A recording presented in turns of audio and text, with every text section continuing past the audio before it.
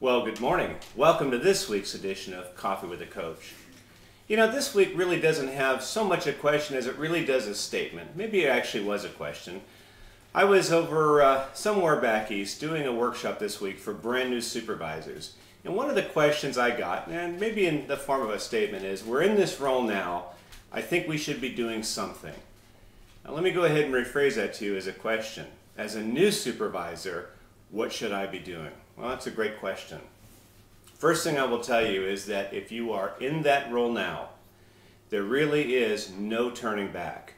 But I would tell you this, if you start thinking about the role and everything that it entails, and you definitely know it's not for you, there is no shame in backing out of it. It's a really, really tough job.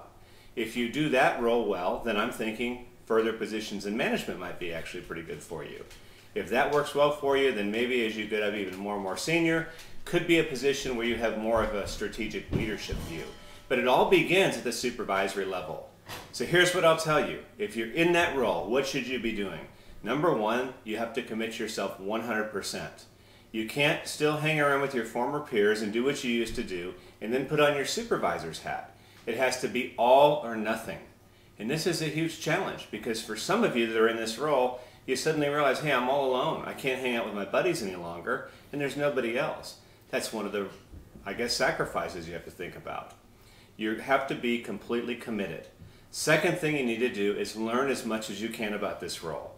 And some of it is a technical job, some of it's going to be your critical thinking ability, some of it's going to be the interpersonal mastery piece, but all three of those pieces need to be in order. So what should I be doing as a new supervisor? You should be learning. You should be working to be fully committed and fully engaged in it. The more you learn, the better that you're going to be. Think about the things that your boss did at one point that really, really energized you, and do those things. Also, think about a time maybe you were really hurt by your boss, or your boss didn't recognize you for something, or didn't respect your work-life balance. If that really turned you off, don't do those same things to the people that you're going to be supervising. Learn as much as you can. Think about all the HR considerations you're going to have now. Somebody comes up to you and they say, hey, I don't know what to do, but my daughter has terminal cancer. She's only got 6 months to live. And I don't want to give up my job, but I need to spend time with her. Well, start exploring Family Medical Leave Act. There's some technical aspects to the job you're going to need to be able to know now. So start picking up books and reading. Join your local SHRM chapter, the Society of Human Resource Management. Go and partner with your HR team. But get to know the answers to what you need to do. The more you learn, the stronger you'll be.